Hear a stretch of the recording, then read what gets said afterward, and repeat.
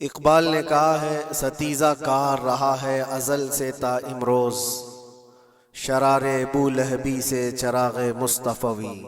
مطلب یہ ہے کہ شروع کے دنوں سے ہی اس کائنات میں، اس دنیا میں ایک معرکہ چلتا آ رہا ہے۔ معرکہ مطلب جنگ، مقابلہ۔ وہ کس چیز کا ہے؟ اقبال کہتا ہے ستیزہ کار رہا ہے ازل سے تا امروز، شروع سے لے کے آج تک ایک مقابلہ چلتا آ رہا ہے۔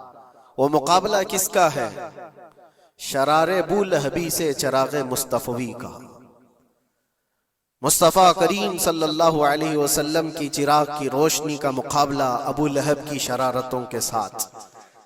تو ایک تو یہ کہ استعارہ ہے، اس سے پہلے بھی فرعون و موسیٰ کا، نمرود و ابراہیم کا علیہم السلام، یہ مقابلہ اس روئے ارضی پر چلتا رہا اور حق و باطل کے معرکے ہوتے رہے اور ہوتے بھی رہیں گے۔ فی زمانہ ہم جو حالات دیکھ رہے ہیں پوری دنیا میں، آج جنگوں کے حالات جو پیش کیے جا رہے ہیں، لوگ تو اب یہ خبریں ایسے سن رہے ہیں، کسی کے ہاں بم گرنے کی، میزائل گرنے کی، تو ایسا لگ رہا ہے جیسے بچے پٹاخے پھوڑ رہے ہیں۔ لوگ یہاں خبریں لے کر کے مزے لے لیتے ہیں، پھر فارورڈ کر دیتے ہیں۔ موت اتنی آسان ہو گئی ہے کہ اللہ کے نبی صلی اللہ علیہ وسلم نے 1400 سال پہلے یہ ارشاد فرمایا تھا کہ ایک زمانہ آئے گا کہ حرج بڑھ جائے گا۔ تو صحابہ نے پوچھا تھا یہ حرج کیا ہے؟ تو حضور اکرم صلی اللہ علیہ وسلم نے ارشاد فرمایا تھا کہ قتل بہت زیادہ ہوگا، ایک دوسرے کا قتل اتنا زیادہ ہونے لگے گا کہ لوگ اس کی پرواہ بھی نہیں کرتے۔ آج مجھے آج بتاؤ، دنیا پوری بہت سارے ایشوز پر بیٹھکیں کر رہی ہے، گلوبل وارمنگ پہ ہے، دنیا میں انوائرمنٹ کی چینجنگ پر، موسم کا تاپمان بڑھ رہا ہے، اس پر میٹنگیں ہو رہی ہیں، بڑی بڑی تنظیمیں بیٹھتی ہیں۔ یہ ڈھکوسلا ہے یہ دنیا کا، یہ مغربی دنیا، ویسٹرن کنٹریز کا دکھاوا ہے۔ یہ اینیمل لاورز کو بھی باہر لے کر کے آتے ہیں، ان کو بہت زیادہ کوریج دیا جاتا ہے۔ یہ کتے سے پیار کرنے والا ہے، یہ مرغی سے پیار کرنے والا ہے۔ ظالموں، 40,000 نہیں 50,000 لوگوں کو فلسطین میں تم نے ناحق مار دیا، اس پر کوئی بیٹھک نہیں کرتے۔ موت اتنی آسان ہے انسانوں کی، جنگ جس سے ہے، مقابلہ جس سے ہے، تمہارا آپس میں برابر کی طاقت کا مقابلہ ہو تو سمجھ میں آئے کہ ایک دوسرے کی فوجوں سے مقابلہ ہے، ادھر کی فوج بھی مر رہی، ادھر کی فوج بھی مر رہی ہے، لیکن نہتے بچوں کا کیا قصور؟ بلکہ وہ گود میں آئے ہوئے ابھی جنہوں نے شعور کی آنکھیں بھی نہیں کھولی، دودھ پیتے بچوں کے جو قتل ہوئے ہیں۔ تاریخ میں آپ نے پڑھا ہوگا فرعون نے 12,000 بچوں کا قتل کیا تھا، صرف اس گمان سے کہ اس نے خواب دیکھا تھا بنی اسرائیل میں ایک بچہ پیدا ہوگا جو اس کی سلطنت کو ہلاک کر دے گا۔ خواب کی وجہ سے کاہنوں نے اس کو بتایا تھا، اس نے خواب یہ دیکھا تھا کہ آسمان سے ایک تارا ٹوٹ کر اس کی گود میں گرا اور آگ لگ گئی۔ تو نجومیوں نے اس کی تعبیر یہ بتائی تھی کہ بنی اسرائیل میں ایک بچہ پیدا ہوگا جو تیری سلطنت کو ہلاک کر دے گا۔ اس ڈر سے بنی اسرائیل میں جو بھی بچہ پیدا ہوتا اس کو قتل کرتا تھا۔ اس نے تقریباً 12,000 بچوں کو قتل کر دیا تھا، اس ڈر سے کہ وہ بچہ تو نہ پیدا ہو جائے جو میری سلطنت کو ہلاک کرنے والا ہے۔ اور وہ موسیٰ علیہ السلام تھے، پیدا بھی ہوئے اور فرعون کے گھر میں ہی پلے۔ اللہ کا نظام ہے۔ لیکن میں یہاں اس لیے بتا رہا ہوں، فرعون ظلم میں پوری دنیا میں مشہور ہے، وہ عورتوں کو بھی ظالم اس طرح سے مارا ہے کہ جس کی تاریخ میں مثال نہیں ملتی۔ لیکن میں نے اپنی زندگی میں دیکھا، آج کے زمانے میں اسرائیل نام سے ایک ناجائز حکومت پر قابض شخص نے 12,000 نہیں 50,000 لوگوں کو سال بھر میں قتل کر دیا۔ یہ تاریخ کا بھیانک چہرہ ہے۔ آج لوگ اس کو ہلکے میں لے رہے ہوں گے، نیوز والے ایک طرفہ رپورٹ کرتے ہیں، کیونکہ ان کو ان کے باپ داداؤں سے ڈر ہے، جہاں کی یہ کھاتے ہیں وہاں کی یہ گاتے ہیں۔ لیکن بعد کو یہ سچائیاں جنریشن میں منتقل ہوتی رہیں گی، کبھی تو آئے گا کوئی انصاف کی نظر رکھنے والا۔ اور انسانیت کا قتل کتنا بڑا قتل ہے، ایک شہر کے 50,000 لوگوں کو قتل کر دینا، اور ایسے کہ وہاں کی عمارتیں پورے راکھ کے ملبے میں چلی گئی، صدیاں لگ جاتی ایک شہر کو بسنے میں، ایک گھر کو بنانے میں آدمی کی اپنی زندگی گزر جاتی ہے، کیا کیا ارمانوں سے گھر بناتے ہیں، لیکن ایک پل میں کسی کا گھر اجاڑ دیا، اس کے سامنے تڑپتے ہوئے اس کے باپ کی لاش ہو، ماں کی لاش ہو۔ وہ تصویریں کہ آپ نے نہیں دیکھی کہ ایک باپ چھوٹی سی بیٹی کو لے کر کے دوڑ رہا ہے تو اس کا بیٹا الگ پیر اور ہاتھ جلے ہوئے بم سے تڑپ رہا ہے، وہ کس کے درد کو دیکھے۔ یہاں تک کہ میں نے دیکھا کہ بیٹی کو باپ یہ نصیحت کر رہا ہے، تھوڑا اور صبر کر لے بیٹا، شہادت ملنے والی ہے۔ کون کرتا ہے یہ؟ موت سے پہلے اپنے بچے کو اتنی تلقین کر دے، حالات ایسے۔ دوسرے ایک کہ وہاں پر کھانے پینے کی ایڈ کوئی جا نہیں سکتی، اس پر پابندی، دوائیاں نہ جائیں اس پر پابندی۔ دنیا کا کوئی قانون اس چیز کو جائز ٹھہراتا ہے؟ مجھے بتاؤ، آتنکواد کا راگ الاپنے والے ان باتوں کو کیا کہیں گے؟ انسانیت اگر کہیں ہے تو اس کا تصور تو کرو۔ کسی کے فنڈامنٹل رائٹس ہوتے ہیں، بیسک رائٹس ہوتے ہیں، کھانا پینا یہ اس کا انسانی حق ہے۔ دشمنی تم سے جن کی ہے ان کے ساتھ مقابلہ کرو، عام شہریوں کے ساتھ نہیں۔ مخبر صادق رسول اکرم صلی اللہ تعالی علیہ وسلم کی تعلیمات دیکھو، جہاد کو لے کر جو پروپیگنڈا تم پھیلاتے ہو، اور ہر چیز کو جہاد کا لفظ دے کر کے ایک ایسا نیریٹو کریٹ کرتے ہو کہ لوگوں کے دماغ میں ایک پروپیگنڈا پھیل جائے۔ آؤ میں سناتا ہوں، رسول پاک صلی اللہ تعالی علیہ وسلم جب صحابہ جہاد میں جاتے تو ان کو کن باتوں کی تلقین کرتے تھے؟ سب سے پہلے مجاہدین صحابہ سے کہتے جس جگہ تم جا رہے ہو مقابلہ تمہارا جن کے ساتھ ہے انہی سے مقابلہ کرنا، جو تمہارے خلاف تلوار اٹھائے اس کے خلاف تم تلوار اٹھاؤ، اور راستوں پر بیٹھے ہوئے بوڑھوں کو ہاتھ نہ لگانا، کسی عورت کے ساتھ چھیڑ چھاڑ نہ ہو، حاملہ عورتیں اگر قید میں آ جائیں تو انہیں چھوڑ دینا۔ یہ حضور پاک صلی اللہ علیہ وسلم کی تعلیمات ہیں۔ حتیٰ کہ رسول کریم صلی اللہ علیہ وسلم نے یہ فرمایا جس شہر میں تمہارا غلبہ ہو جائے، تم غالب آ گئے وہاں کی فوج پر، تو وہاں کے رہنے والوں کے بچوں کو نہ ظلم کرنا، ان کو نہ پکڑنا۔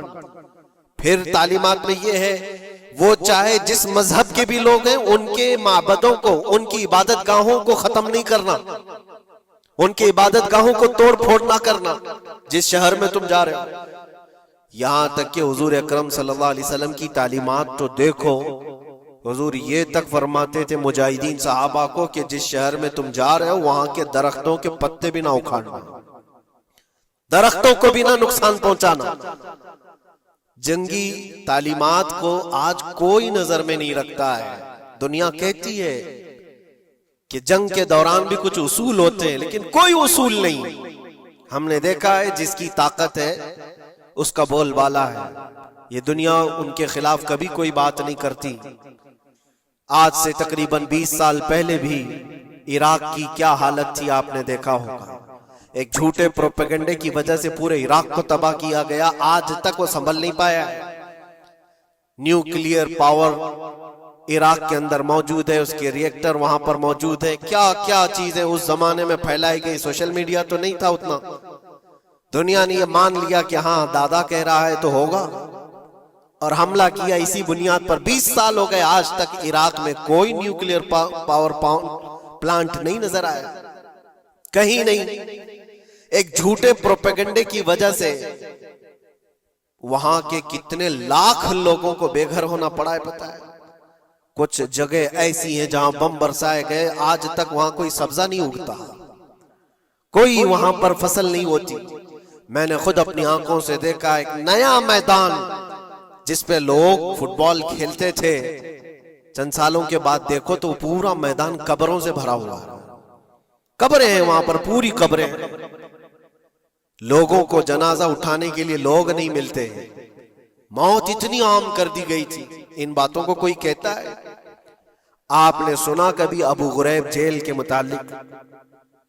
قیدیوں کے ساتھ جو وحشیانہ سلوک کیا ان گوروں نے، اللہ کی پناہ، بہت سخت قسم کے، دنیا میں بدنام زمانہ جیل اس کو کہا جاتا ہے۔ ہر طرح کی وہاں پر قیدیوں کے ساتھ آزمائشیں ہوئی، ہر طرح کی، ان پر کتے چھوڑ دینا، ان کی شرمگاہیں کاٹنا، ان پر پیشاب کرنا، ہر چیز جو انسانیت سوز ہے، انسانیت کو جلا دینے والی، یہ ساری حرکتیں کی گئی۔ دنیا خاموش ہے اس سلسلے میں۔ کیوں؟ سپر پاور کے 1000 گنا بھی ہضم کر لیے جاتے ہیں۔ چھوٹا ملک یا غریب آدمی کوئی بات کرے تو سارے اس پر ٹوٹ پڑتے ہیں۔ آج میں ایک چیز آپ کو بتانا چاہ رہا ہوں کہ یہ کوئی نئی چیز نہیں ہے جو ہو رہی ہے آج دنیا میں، یہ پھیلنے والی ہے اور قیامت کے قریب ہم آ چکے ہیں۔ ہو سکتا ہے دنیا پوری جنگوں کے لپیٹ میں ہو، جو رسول پاک صلی اللہ علیہ وسلم نے ارشاد فرمایا، قتل اتنا بڑھ جائے گا کہ 100 لوگ ہوں تو 99 مر جائیں گے، ایک بچ جائے گا۔ قتل اتنا بڑھ جائے گا، یہ جنگ کی آگ ہو سکتا ہے آس پاس سب پھیل جائے، جس کی وجہ سے اس وبا میں، اس بلا میں سب ملوث ہونے لگ جائیں گے۔ اور ایک بات یہ بھی یاد رکھو، چاہے جیسی بھی حکومت ہو، تاریخ پوری اٹھا کر کے دیکھنا، ظلم کے بعد جو غرور و تکبر میں آ کر فرعون بننے کی کوشش کرتا ہے، اس کا انجام اللہ تعالیٰ بہت بھیانک فرماتا ہے، بہت بھیانک انجام ہوتا ہے۔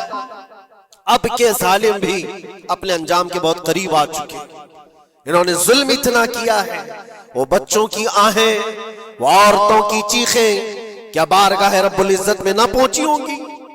رب تبارک و تعالیٰ خود فرماتا ہے، سَيَعْلَمُ الَّذِينَ ظَلَمُوا أَيَّ مُنْقَلَبٍ يَنْقَلِبُونَ، ان قریب ظالم یہ دیکھ لیں گے کہ کس پلٹی میں اللہ تعالیٰ انہیں گرانے والا ہے۔ جو جال وہ اپنے دشمنوں کے لیے بنتے ہیں، اللہ تعالیٰ اسی جال میں ان کو پھنساتا ہے۔ آج دیکھنا آپ، تاریخ کی سچائیاں آپ کو اس بات کا جواب دیں گی۔ ظالم یہ سمجھتا ہے کہ میں خدا کے برابر ہو چکا، مجھے کوئی بھی ہلاک نہیں کر سکتا۔ اللہ تعالیٰ فرماتا ہے، اینما تکونوا یدرککم الموت ولو کنتم فی بروج مشیدہ، تم مضبوط قلعے میں کیوں نہ بیٹھے ہو، موت تمہارے پاس آ کر پکڑ لے گی۔ اور رب تبارک و تعالیٰ کے لیے کوئی چیز ناممکن ہے۔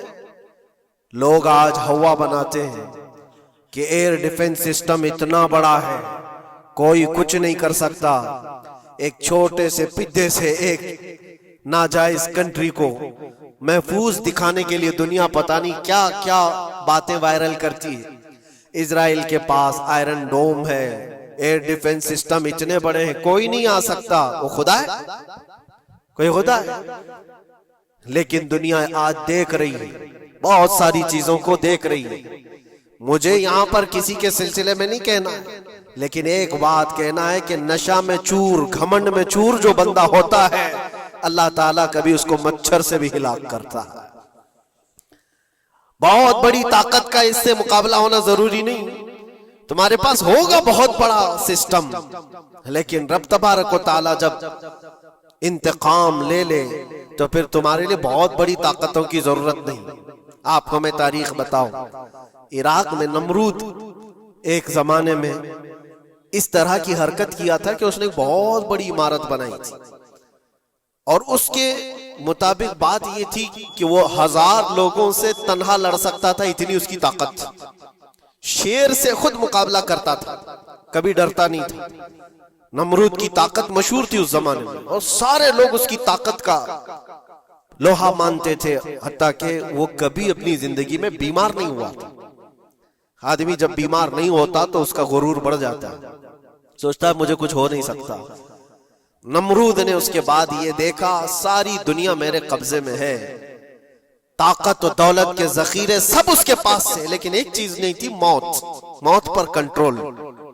اس کو کیسے کیا جائے کنٹرول؟ یعنی مرنے سے بچ تو نہیں پائے گا، یہ کنٹرولنگ پاور بھی ہمارے پاس ہونا چاہیے۔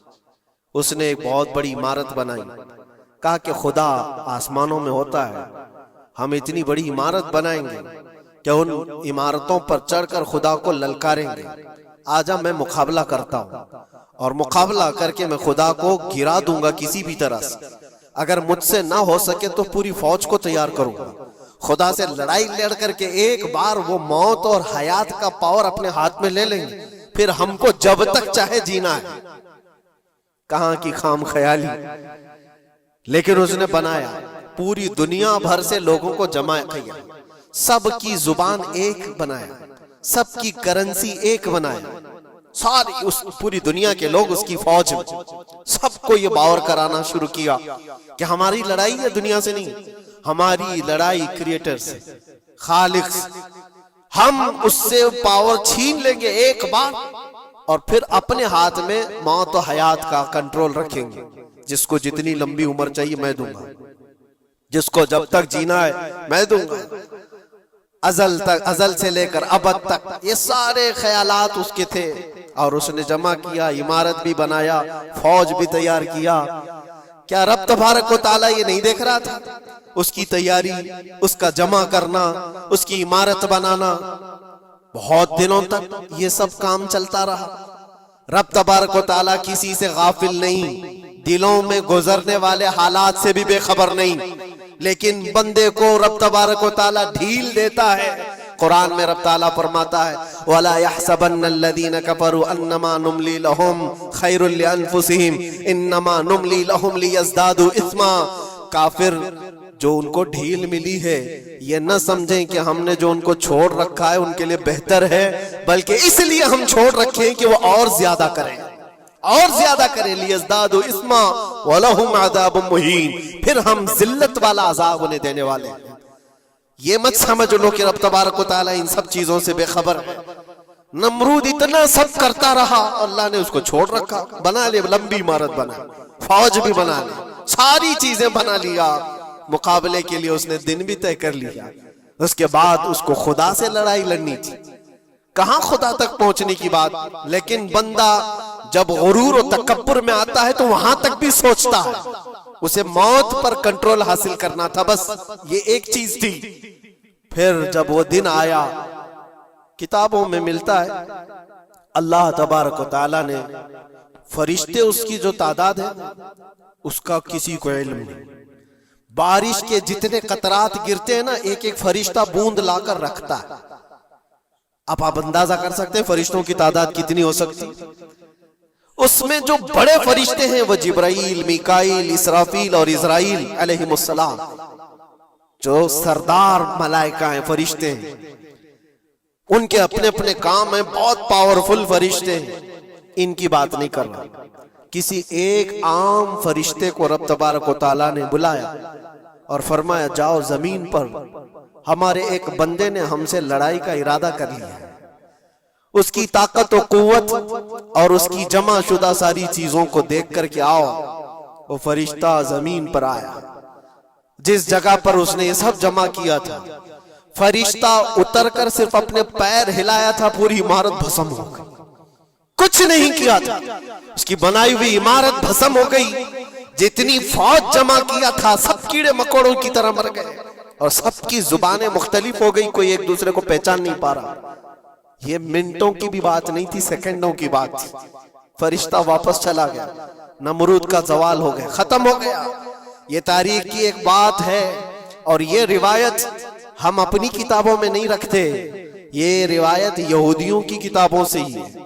یہودی اس بات کو یقین کرتے ہیں، اور اسی وجہ سے اس بات پر وہ دوبارہ عمل کرنے کے لیے پھر کوشش میں ہے۔ نیو ورلڈ آرڈر جو کہا جاتا ہے، پوری دنیا کو اکٹھا کرنا، ایک کرنسی بنانا، ایک لینگویج پر لانا، اور سب کو ملا کر کے ایک طاقت حاصل کرنا، سپیس پر جانا، اور پھر وہی چیزیں دہرانی جا رہی ہے دنیا، وہی چیز ایک دوبارہ بار ٹرائی کرنا ہے، جس کے لیے آپ کو پتہ ہے یہ چھوٹی سی قوم پوری دنیا پر کنٹرول حاصل کرنے کے کیسے کیسے خواب دیکھتی۔ اگر آپ جائیں، اسلام دشمنی تو ان کی پرانی ہے، لیکن یہ جو 50,000 لوگوں کا قتل ہے، یہ صرف اور صرف ان کے اپنے ایک چھوٹے مقصد کے لیے۔ ہو سکتا ہے بہت ساری باتیں ہوں، غزہ پٹی ایک ہی علاقہ بچا ہوا ہے فلسطین کا، باقی سب تو یہ قبضہ کر چکے 1947 کے بعد 48 کے بعد. چھوٹا سا حصہ جو باقی غزہ پٹی جس کی 20 لاکھ کی آبادی، اس علاقے پر اتنی زیادہ کیوں کرورتا ہے؟ کیوں؟ باقی سب جگہ پر اور بھی دیگر جگہ پر، یروشلم میں، ویسٹ بینک میں، کئی جگہوں پر مسلمان آباد ہیں. یہ غزہ کے لیے کیوں اس قدر سختیاں ہیں؟ دنیا کو بتانے کے لیے تو یہ ایک آتنکواد جماعت ہے حماس، جس کا مقابلہ کرنے کے لیے ہم یہ حملے کر رہے ہیں، لیکن آج تک یہ دنیا کو بتا نہیں سکے کتنے حماسیوں کو قتل کیا، کتنے حماس کے لوگ پکڑے گئے، کتنوں کو مارا گیا. چند ہوں گے، لیکن اس کے بدلے میں جو بھاری قیمت چکائی ہو غزہ کے نہتے لوگوں نے، 50,000 لوگوں کا قتل، یہ تو ریکارڈ پہ دکھ رہا ہے. باقی اللہ عالم، باقی کتنے ہیں جن کی تعداد مل نہ سکی ہو. بعض دانشوروں نے یہ بھی بتایا اس کو صرف اور صرف ایک کینل بنانا ہے جو دنیا کی ٹریڈنگ پر قبضہ حاصل کرنے کے لیے. جو سوئس کینال ہے ایجپٹ کا، جس سے میڈیٹرین سی سے لے کر کے گزرتے ہیں، 2 سمندروں کو جوڑنے کے لیے ایک کینل ہے مصر میں، ایجپٹ میں، جہاں سے ایجپٹ ہر گزرنے والے جہاز سے ٹیکس لیتا ہے، ہر گزرنے والے جہاز سے ایک بھاری قیمت لیتا ہے، جس سے ٹریڈنگ پر اثر بھی رہتا ہے. اور جب وہ چاہے بند کرے، 2 مرتبہ اس نے بند بھی کیا تھا تاریخ میں 1950 کے وقت. اور یہ خواب دیکھتا ہے اسرائیل کہ ہم اپنی ہی جگہ سے ایک کینل بنا لیں تقریباً 300 کلومیٹر، جس کے لیے اس کو غزہ حاصل کرنا بہت ضروری ہے. یہ بعض لوگوں کی اپنی تحقیق ہے. تو کیا کوئی اپنے مفاد کا حاصل کرنے کے لیے 50,000 لوگوں کا قتل کر سکتا ہے؟ دنیا کو یہ بھیانک چہرہ بھی تو معلوم ہونا چاہیے. اگر ان کو کوئی راستہ بنانا ہے تو اس کے لیے انسانیت کا قتل کرنا. میں آپ کو ایک بات عرض کیے دیتا ہوں، قرآن پاک نے جو فرمایا وہ حق ہے، 100% حق ہے.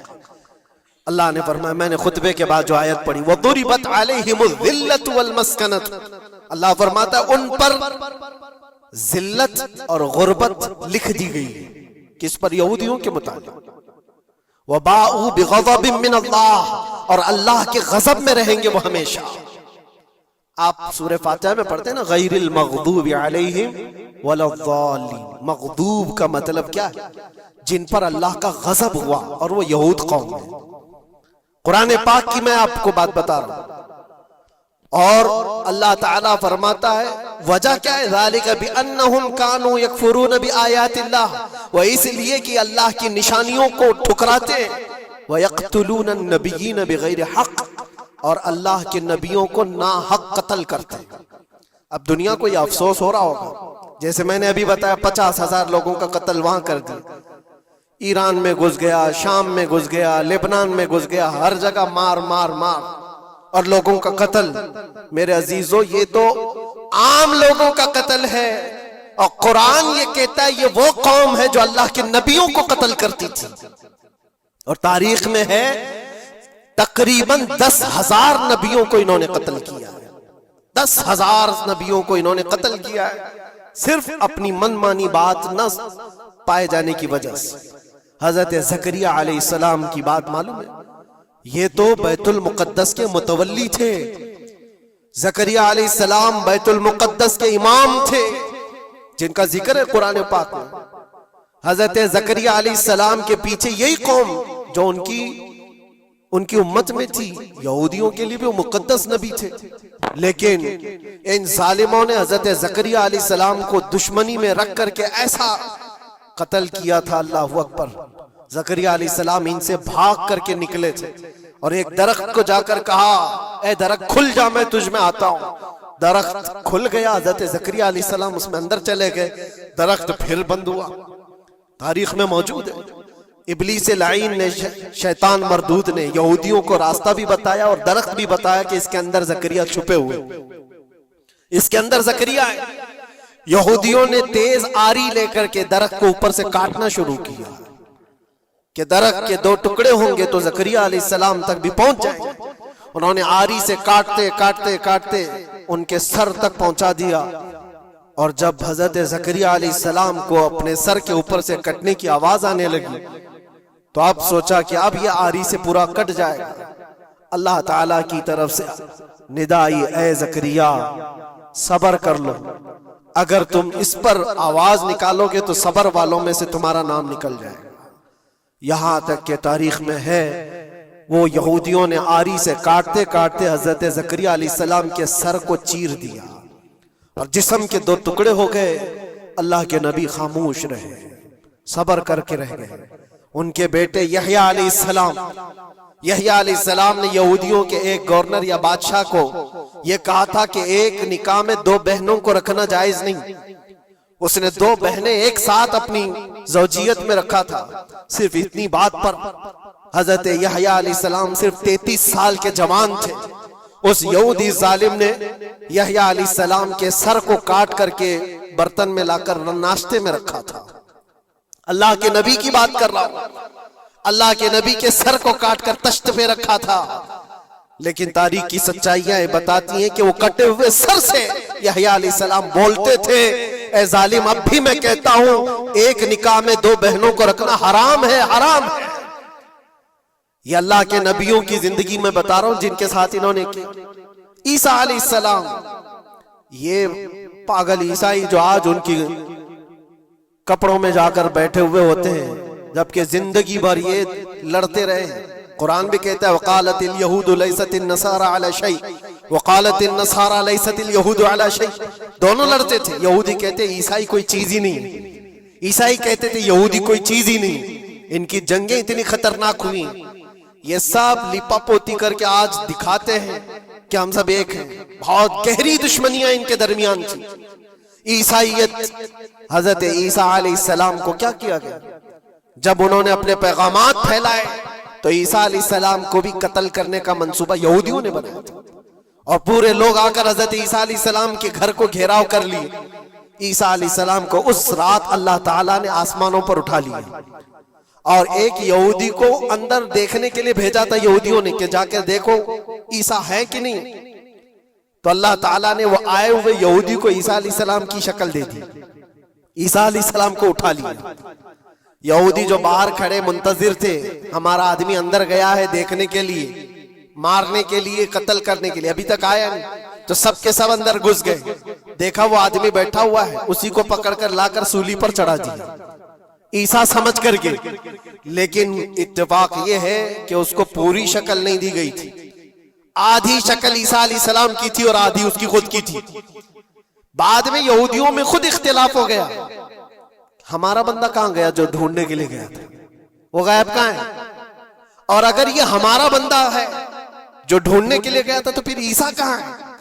یہ اختلاف میں، یہ شک میں 550 سال گزر گئے. پھر میرے مصطفیٰ صلی اللہ علیہ وسلم تشریف لائے اور قرآن نے اس بات کو واضح کیا، نہ تم نے عیسیٰ کا قتل کیا نہ سولی چڑھائی ہے. عیسیٰ علیہ السلام زندہ ہیں، اللہ نے آسمانوں پر انہیں اٹھایا. یہ تو عیسائیوں پر احسان ہے قرآن کا جو سچائیاں 550 سال پہلے کی بتایا. میرے عزیزوں، یہ تاریخ میں آپ کو بتا رہا ہوں، نبیوں کا قتل کرنے والی قوم، ان کے سامنے عام انسان کیا مانے رکھتے ہیں؟ یہ دنیا کی ساری قوموں کو حقیر سمجھنے والی قوم، دنیا کے پورے ذخیروں کو اپنی ملکیت سمجھنے والی قوم، ان کا عقیدہ ہے یہ دنیا کا جتنا گولڈ ہے، جتنا سونا ہے، اس پر صرف اور صرف ان کی قوم کا قبضہ ہونا چاہیے. پوری دنیا کو. آپ کو پتا ہے مدینہ طیبہ میں حضور پاک صلی اللہ علیہ وسلم کی آمد سے پہلے یہ سب کے سب مدینے میں بسے ہوئے تھے. 550 سال سے انتظار کر رہے تھے حضور کے آنے کا. دوسری قوموں کو ڈراتے تھے. کیوں؟ ان کی کتاب میں موجود تھا آخری نبی کے آنے کی ساری باتیں موجود تھی. آخری نبی آئیں گے، ان کے ماننے والوں کا غلبہ ہوگا، وہ اپنے نور نبوت سے لوگوں کے دلوں کو پاک کریں گے. ان کی شکل بھی بتائی گئی تھی تورات میں، ان کے آنے کی جگہ بھی بتائی گئی تھی. پورے حجاز میں کھجوروں کا جھنڈ ایک علاقہ ہوگا جہاں یہ نبی آئیں گے، اور وہ مدینے کے علاوہ کوئی جگہ ہی نہیں تھی. یہودی یہ سب چیزیں دیکھ کر حضور کے آنے سے 550 سال پہلے سے انتظار میں تھے. وہ نبی یہی آئیں گے، یہی آئیں گے. اور دوسری قوموں کو ڈراتے تھے ہم سے مت الجھنا، آخری نبی آنے والے ہمارے، اور اس نبی کے آنے کے بعد پھر ہم چن چن کر تم سے بدلہ لیں گے. اور جب کبھی مصیبت آتی تو اللہ سے دعا بھی یہ کرتے تھے کہ اے اللہ وہ آخری نبی جو ہمارے علاقے میں آنے والے ہیں ان کے صدقے میں تو ہماری بلاؤں کو دور کر دو۔ یہ وہ قوم ہے جو حضور آخر النبیین صلی اللہ علیہ وسلم کے انتظار میں وقت کاٹ رہی تھی، لیکن ہوا یہ ان کا عقیدہ یہ تھا کہ آخری نبی تو بنی اسرائیل میں ہی پیدا ہوں گے، ہمارے خاندان میں پیدا ہوں گے۔ انہوں نے ٹھیکہ لے رکھا ہے آخری نبی کہاں پیدا ہوں گے یہ فیصلہ کریں گے۔ اللہ تبارک و تعالیٰ نے آخری نبی ہمارے آقا صلی اللہ علیہ وسلم کو بنی اسرائیل میں نہیں بنی اسماعیل میں پیدا کیا، اسماعیل علیہ السلام کی اولاد میں پیدا کیا، اور یہ اسماعیل علیہ السلام کی اولاد پورے عرب میں آباد تھی۔ عرب میں پوری آبادی اسماعیل علیہ السلام کی تھی۔ مکہ کو آباد کس نے کیا؟ اسماعیل علیہ السلام۔ اسماعیل علیہ السلام کی اولاد پورے مکہ میں آس پاس سب علاقوں میں آباد، ساری جتنے بھی نسب ہیں وہ اسماعیل علیہ السلام تک پہنچتے ہیں عرب والوں کے۔ اور یہ یہودی بنی اسرائیل ہے، یعنی یعقوب علیہ السلام کی اولاد میں سے، اور یہ دوسروں کو حقیر جانتے تھے۔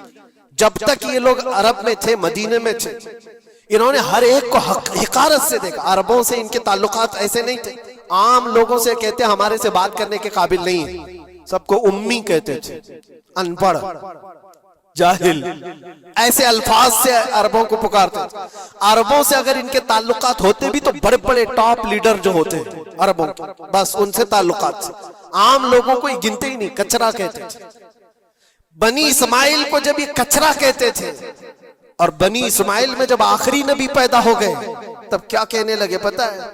کہتے نہیں، یہ غلط ہو گیا، آخری نبی تو بنی اسرائیل میں پیدا ہونے والے تھے، یہ جبرائیل نے شرارت کیا اور بنی اسماعیل میں جا کر کے نبوت دے دی۔ کچھ تو یہ کہنے لگے، کچھ تو کہنے لگے وہ ہے ہی نہیں آخری نبی۔ لیکن کیسے انکار کرتے؟ قرآن کہتا ہے یعرفونہ کما یعرفون ابناءہم، اس رسول کو وہ ایسے پہچانتے تھے کہ اپنے بیٹوں کو بھی نہیں پہچانتے۔ ان کے بیٹوں کے صحیح ہونے پر بھی ان کو اتنا یقین نہیں تھا کہ ہمارا ہی بیٹا ہے یا نہیں، لیکن حضور کو دیکھ کر کے یہ یقین تھا کہ آخری رسول ہی ہے۔ آخری رسول ہونے کی ساری نشانیاں انہوں نے جو پڑھی تھی وہ سب حضور کے پاس موجود تھی۔ اسی لیے تو میرے عزیزوں، جو صحابہ یہودیت سے اسلام میں آئے انہوں نے سب نشانیاں دیکھی۔ حضرت سلمان فارسی کی بات بتا رہا ہوں، وہ عیسائیت میں تھے، سالوں انہوں نے عیسائیت میں گزارے، اور انہوں نے بھی یہی سب باتیں سنی تھی۔ یثرب ایک علاقہ ہے حجاز میں، کھجوروں کے باغات کا جھنڈ ہے، وہاں پر آخری نبی وہیں آنے والے ہیں۔ تو یہ کہاں سے آئے تھے؟ سلمان فارسی عراق سے آئے تھے، مدینے میں آ کر غلام بن گئے، ایک کھجوروں کے باغ میں کام کرتے تھے برسوں تک۔ پھر وہ وقت آ گیا جب حضور پاک صلی اللہ تعالی علیہ وسلم مکہ سے ہجرت کر کے مدینے آئے تھے۔ مسجد قباء جہاں ہے وہاں 14 دن تک حضور قیام کیے ہوئے تھے۔ تو وہ باغیچے کا جو مالک ہے، سلمان فارسی کا جو مالک تھا، اس کا بھتیجا آ کر کے خبر دیتا ہے، چاچا سنا ایک نئی خبر، یثرب میں ایک شخص آیا ہے مکہ سے، حسین چہرہ ہے، گلابی رنگت ہے، بولتا ہے تو لوگ سب اس کی طرف دیکھتے ہیں، اور وہ کہتا ہے کہ میں اللہ کا آخری رسول ہوں۔ یہودی کا بھتیجا اپنے چاچا کو یہ خبر دے رہا ہے۔ سلمان فارسی کھجور کے درخت کے اوپر بیٹھے کھجور کاٹ رہے تھے یا صاف کر رہے تھے، یہ خبر سنے کہ وہاں سے چھلانگ لگا کر نیچے آ گئے، جس کے انتظار میں تو سالوں گزار دیا تھا۔ کیا کہا تم نے؟ مالک نے ایک تھپڑ رسید کیا اور کہا تو غلام ہے، آقاؤں کی بات میں دخل اندازی مت کر، جا تو اپنا کام کر۔ لیکن ان کی بے چینی تھی کہ وہ اگر آخری رسول آ چکے تو میری زندگی کا تو مقصد یہی ہے۔ پھر انہوں نے وقت نکالا دن کا اور حضور پاک صلی اللہ علیہ وسلم کے پاس پہنچ گئے۔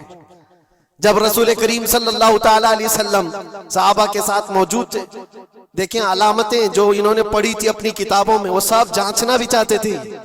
کھجوریں لے کر کے گئے اور کہا یا رسول اللہ یہ قبول کیجیے، یہ صدقہ ہے۔ حضور نے لیا اور سب کو بانٹ دیا، اس میں سے کچھ بھی نہیں کھایا، کیونکہ سلمان فارسی نے یہ پڑھا تھا کہ آخری رسول صدقہ نہیں کھائیں گے۔ ایک نشانی دیکھ لی انہوں نے۔ دوسرے دن آئے، پھر وہ موقع نکالا اور کھجوریں لی اور آئے، حضور سے آ کر کے کہا کہ یہ لیجئے، قبول کیجئے، یہ ہدیہ ہے۔ حضور نے خود بھی کھایا اور سب کو تقسیم کیا۔ کہا یہ کتاب میں موجود ہے، وہ آخری رسول ہدیے کو انکار نہیں کریں گے، تحائف قبول کریں گے۔ دو علامتیں دیکھی۔ پھر ایک دن، تیسرا دن تھا، رسول پاک صلی اللہ علیہ وسلم ایک جنازے میں تھے، تہبند تھی حضور کے، چادر تھی جسم کے اوپر۔ سلمان فارسی ایک اور نشانی دیکھنے کے لیے آئے ہوئے تھے جو کتابوں میں پڑھی تھی، کبھی حضور کے دائیں آتے، کبھی بائیں آتے، کبھی آگے کبھی پیچھے، پوچھنے کی یا کچھ بات کرنے کی کوشش کر رہے تھے۔ حضور صلی اللہ علیہ وسلم نے ان کو دیکھ لیا اور کہا سلمان آ جاؤ ادھر بلایا، اپنی چادر ہٹائی اور کہا یہ مہر نبوت دیکھنے کے لیے آئے تھے۔ جو حضور صلی اللہ علیہ وسلم کے کندھوں کے بیچ میں ایک ایسا سفید نشان تھا جس کو مہر نبوت کہا جاتا ہے، وہ سورج سے زیادہ چمکتا تھا دونوں کندھوں کے بیچ میں، اور حضرت سلمان فارسی وہ دیکھنے کے لیے آئے تھے، اور حضور نے ان کے پوچھنے سے پہلے چادر ہٹائی اور کہا یہی دیکھنے آئے تھے۔ سلمان فارسی نے کہا میں تو ایک چیز دیکھنے آیا تھا، آپ نے دو چیز بتا دی۔ کیا چیز؟ میں تو مہر نبوت دیکھنے آیا تھا، آپ نے دکھا بھی دیا اور میرے دل کی بات کی خبر بھی آپ نے بتائی ہے۔ نبی کو علم غیب بھی ہوتا ہے۔ اور سلمان فارسی نے کلمہ طیبہ پڑھ لیا۔ اسی سلمان فارسی کو آزاد کرانے کے لیے میرے آقا صلی اللہ علیہ وسلم نے صحابہ کے ساتھ مل کر کے 500 کھجور کے درخت لگائے تھے اور ایک باغیچہ دے کر کے اس یہودی سے آزاد کروایا تھا۔ یہ اللہ کے نبی صلی اللہ علیہ وسلم کے پاس وہ صحابہ جو آئے تھے یہودیت سے یا عیسائیت سے، وہ جانتے تھے حضور کو، لیکن یہ اتنی خطرناک قوم ہے جن کو اللہ تعالیٰ نے دلوں پر مہر لگایا، یہ یہودی جو ایمان نہیں لائے، اور یہ قیامت تک اسی طرح غضب میں رہنے والے ہیں۔ آج ان کا ابھار اگر آپ دیکھ رہے ہو تو شاید تاریخ پتہ نہیں ہوگی کہ کتنی ذلت کی زندگی بھی گزاری، کس طرح بھیک مانگے۔ آج یا اپنی تاریخ کو کہیں پر بھی سوشل میڈیا میں گردش کرتے ہوئے نہیں دیکھ سکتے، پابندی ہے پوری دنیا میں۔ ہٹلر کے قتل عام کے بارے میں نہیں بول سکتا کوئی، یہودیوں کو اتنا مارا تھا اتنا مارا تھا، نہیں، دنیا میں یہ بولنے پر پابندی ہے۔ ان کے کسی بھی پرانی تصویریں دکھانے پر پابندی ہے۔ آج خود اپنے ملک میں ہونے والے حملوں کی تصویر نہ دکھائی جائے، اس پر پابندی ہے۔ یہ تو تم کب تک عیب چھپاتے رہو گے؟ جہاں سڑن ہوتی ہے بدبو آئی جائے گی۔ اور ان قریب میرے عزیزوں قرآن کی وہ بات یاد رکھو، اللہ نے فرمایا سَيَعْلَمُ الَّذِينَ ظَلَمُوا أَيَّ مُنْقَلَبٍ يَنْقَلِبُونَ، ان قریب ظالم یہ دیکھ لے گا کہ اللہ اس کو کس کھائی میں گرانے والا ہے۔ کیا ابرہا بہت سارے منصوبے بنا کر کعبہ ڈھانے نہیں آیا تھا؟ اللہ نے ابابیل چڑیوں سے اس کو ہلاک کیا تھا، فرعون کو پانی سے غرق کر دیا تھا، نمرود کو مچھر سے ہلاک کر دیا تھا۔ بڑے بڑے طوفانی طاقتوں کے بادشاہ دنیا میں آئے، لیکن اللہ نے ان کو بہت چھوٹی طاقتوں سے ہلاک کیا۔ لوگ آج یہ مقابلہ کمپیریزن کرتے ہوئے بیٹھے رہتے ہیں، ایک طرف ایران ہے، ایک طرف غزہ ہے، ایک طرف سپر پاور حکومتیں ہیں۔ یہ سارے کمپیریزن دنیا کے ہو سکتے ہیں، لیکن رب تبارک و تعالیٰ کی بادشاہت اور اس کی سلطنت جب انتقام پر آ جائے تو پھر میرے عزیزوں کسی ملک کی بھی ضرورت نہیں، صرف ہواؤں سے مولا تعالیٰ طاقتوں کو ختم فرما دیتا۔ دنیا میں پھیلے ہوئے ایک کورونا کو تم قابو میں نہیں کر پا رہے تھے، ایک چھوٹا سا کیڑا ہوگا، ایک بیکٹیریا ہوگا جس کو کنٹرول میں نہ لا سکے اور کروڑوں موتیں ہو گئی۔ کون تھا یہ؟ موتوں پر کنٹرول تمہارے پاس کیوں نہیں آیا؟ سپر پاور طاقتیں بے بس نہیں تھی؟ 2 سال پہلے نہیں دیکھا آپ نے؟ اور رب تبارک و تعالیٰ جب چاہے تو یہ پکڑ ظالموں کے ساتھ فرمائے گا۔ آج کے دور میں دعائیں بھی یہ کرو اور انجام کا انتظار بھی کرو۔ یہ تمہارا بھی امتحان ہے میرے عزیزوں، جو آگ پڑوس میں لگی ہے اس کی چنگاریاں تمہارے گھر کو بھی جلا سکتی ہیں۔ اپنے برے اعمال سے توبہ کرو، اللہ کے غضب سے ڈرو کہ اس کی پکڑ نہ آئے۔ اللہ تبارک و تعالیٰ کہنے سننے سے زیادہ عمل کی توفیق عطا فرمائے۔ اور جو ناحق مارے گئے بچے ہیں، مولا تعالیٰ ان بچوں کو مارنے والے ظالموں کو خطرناک انجام تک پہنچائے، انہیں کیفر کردار تک پہنچائے۔ رب تعالیٰ انہیں عذاب علیم میں گرفتار فرمائے۔ وآخر دعوانا الحمدللہ رب العالمین۔ السلام علیکم۔